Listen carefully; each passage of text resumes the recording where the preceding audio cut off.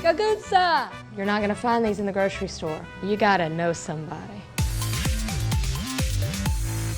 This is one of our family favorites. We make a dish, it's kind of like a soup. We call it cucuzza. It's a squash, similar in flavor to a zucchini, but a little spongier texture like an eggplant. There's nothing else like it. Assuming you got the cucuzza hookup, this whole dish I'm about to make will cost less than $5. You know, food brings families together. That sounds so cheesy, but it is the case in my family. I've got a big Italian family, and when we get together, no matter how big the house is, we're only sitting in the kitchen eating food. And I love family recipes like this because there's always a story behind it.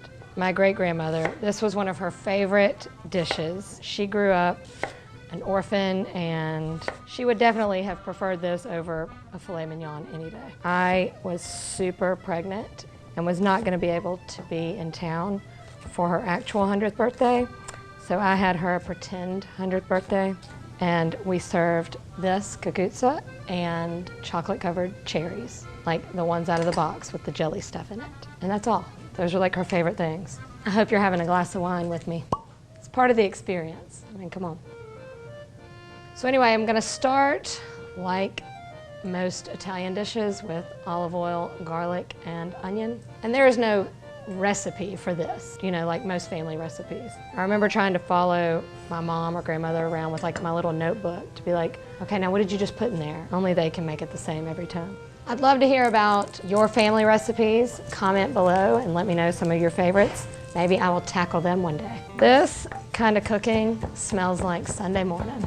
But everybody's Sunday dinner is different. My husband's family is like country cooking, so they would have, you know, fried chicken and beans and rice and gravy and that kind of stuff. My family's Sunday supper is something like this or some sort of pasta Italian dish. You may be watching thinking, oh, that looks good, but I'll never be able to get one myself. But I promise, if you start talking about it and you know somebody who knows somebody that's Italian, they'll know where to get these. You can probably find the seeds on Amazon and plant your own. It won't be the same as getting it from the Cucuzza Mafia. All right, so the peel is tough, so you do need to peel these. Every Italian has their own way to make cucuzza, and I reference Italians only because I've never seen or heard of anyone other than an Italian making this dish. But it doesn't discriminate. Go get you one. It's gonna look like a lot, but it cooks way down.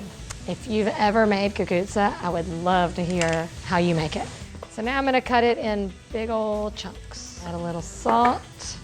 I like a little crushed red pepper and fresh basil, but I know growing up that my grandmother, mom, everybody would use the dried basil, so I'm gonna do a little bit of both. And I've gotta keep it authentic to my childhood. And then to create my little broth, I'm gonna use like a can of good old cheap tomato sauce. Staying true, but I do have some fresh tomato sauce that I made. This was probably added in later in their recipe, but I like to go ahead and get it down with the flavor. Most family recipes I've found are unpretentious. They're just humble and delicious. I don't know why we try to take everything over the top these days. I'm adding like 2 quarts of water here because I want the broth really soupy. Oh, it's starting to smell good. Sugar is a key ingredient. My grandmother is like the sugar police. Do not look for this recipe online. I will not post it. Maybe I'll just add a couple hunks of Parmesan cheese in there. Now we just gotta walk away and let it do its thing. But don't forget your wine. Back from the garden and another glass of wine. Oh, it's gonna be so good. This was always my job as a kid. Just get the pasta in a towel, close it up, and just start crunching. It's still kind of fun, even after all these years. You want little pieces. I don't know why, because that's the way my family did it. I love that I'm giving you this recipe as if you're really gonna go make this.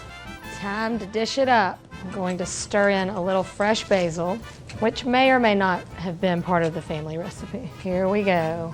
Family recipes.